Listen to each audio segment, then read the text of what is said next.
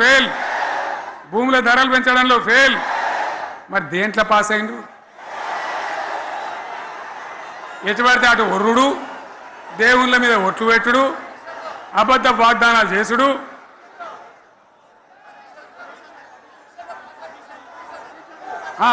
Commission అట 20-30% కమిషన్లు తీసుకున్నాడు, సంచులు నింపుడు, సంచులు మోసుడు.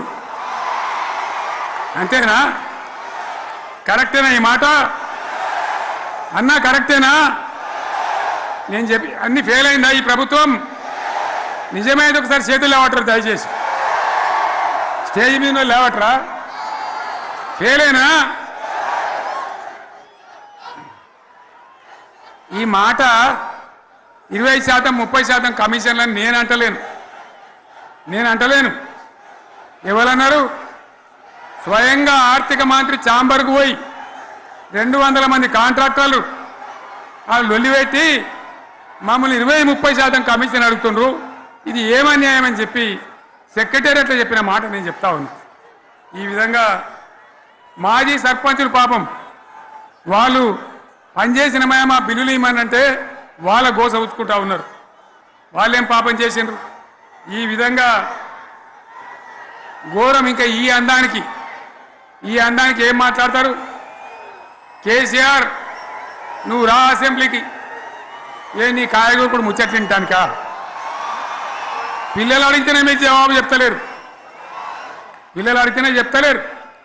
ఉన్నట్టు నిలబెడితే ఆ ఆర్థిక మంత్రి అసెంబ్లీలో లేచి 20% కమిషన్ తీసుకుంటాను కేటీఆర్ మాట్లాడితే ఆయన లేచి భుజాలు తడుముకుంటాడు. నీకెందుక బాధ?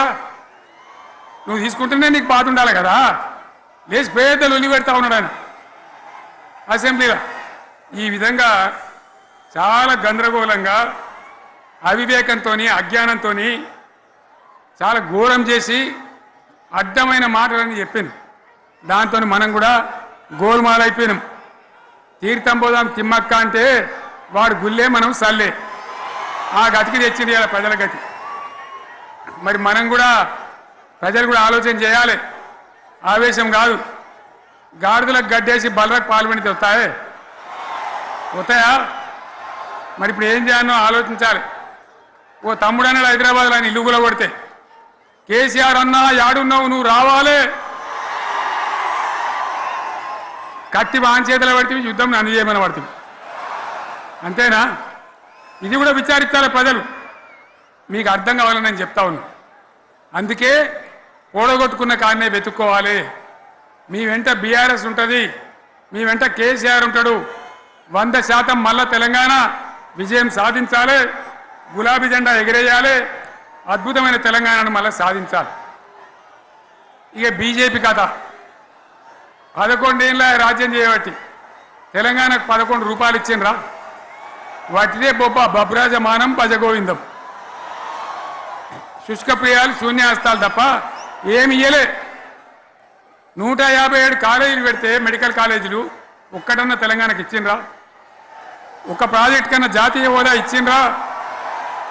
ఇక కాంగ్రెస్ వాడు ఇట్లా అంటే బీజేపీ వాడు అట్లా, ఏది లేదు. ఇక ఉల్టా మనయే ఖమ్మంలో 7 మండలాలు గుంజుకున్నారు, సీలేరు ప్రాజెక్టు గుంజుకున్నారు.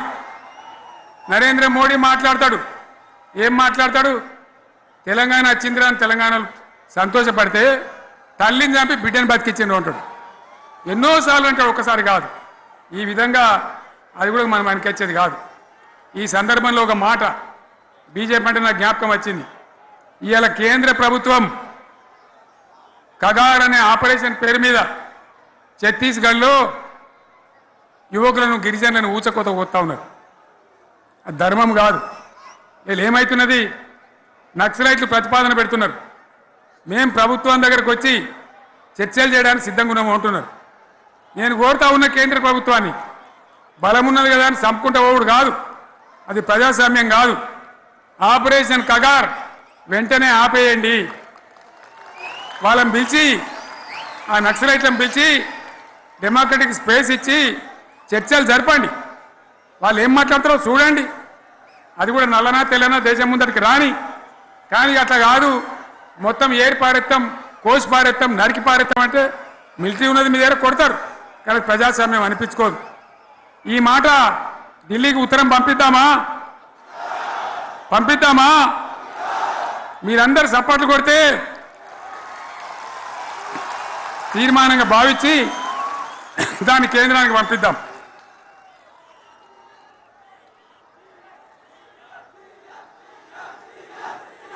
ఇక్కడ 30 ఈ సందర్భంలో ఈ రజతోత్సవ వేళ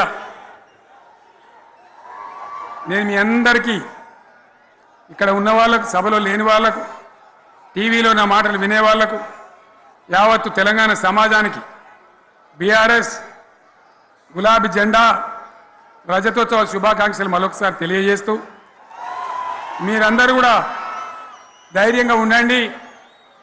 మళ్ళీ బీఆర్ఎస్ తెచ్చుకుందాం, బ్రహ్మాండమైన పరిపాలన అందించుకుందాం, వీళ్ళు జరగొట్టేటివన్నీ మళ్ళీ మంచిగా చేసుకుందాం, బ్రహ్మాండంగా ముందుకు పోదాం, పురోగమించుదాం. ఒక అద్భుతమైన తెలంగాణ, ప్రతి వ్యక్తి ముఖంలో చిరునవ్వులు చిందించే తెలంగాణ తయారు చేసుకుందామని చెప్పి మీ అందరికీ మనవి చేస్తూ, ఇంత పెద్ద ఎత్తున ఈ సభకు గవర్నమెంట్ వచ్చిన ఏడాది నరలోనే మీరు కదిలి వచ్చిందంటే మీరు కూడా ఒక నిర్ణయానికి వచ్చినట్టు కనబడుతూనే ఉంది. ఓట్లు ఎప్పుడు వస్తాయని చూస్తాను. నేను ఇంకో మాట చెప్పాలి, ముఖ్యమైన మాట ఏంటంటే వీళ్ళు అక్కడిక్కడ ఎందుకని మీరు లేచొచ్చిండ్రు ఫోటోల కోసం.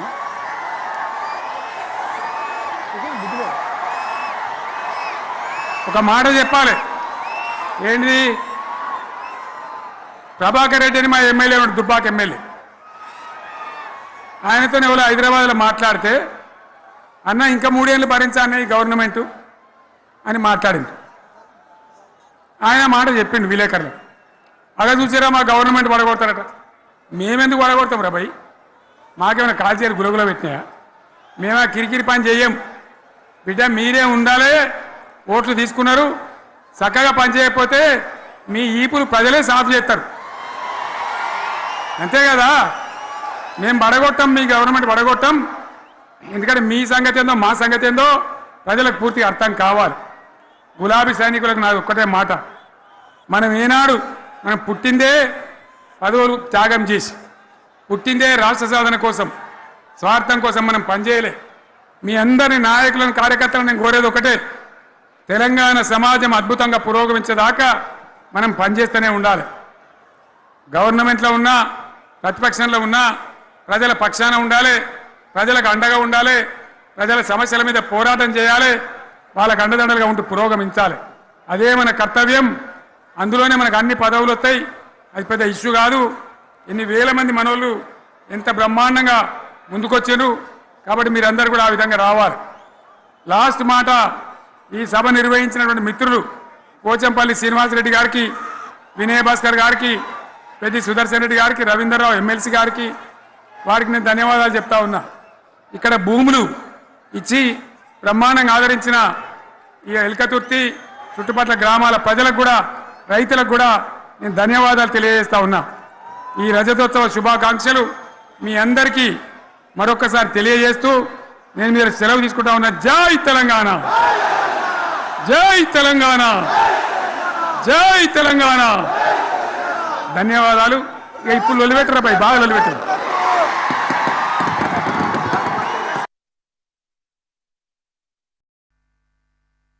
అది తెలంగాణ తల రాతను మార్చిన నవ వసంత ఋతువు. విపక్ష దోపిడి విలయంలో విలవిలలాడిన వేదన, అస్తిత్వంకై ఆరాటపడిన ఆత్మ గౌరవ భావన. పిడికిలెత్తిన కేసీఆర్ గొంతులో ప్రళయ గర్జన.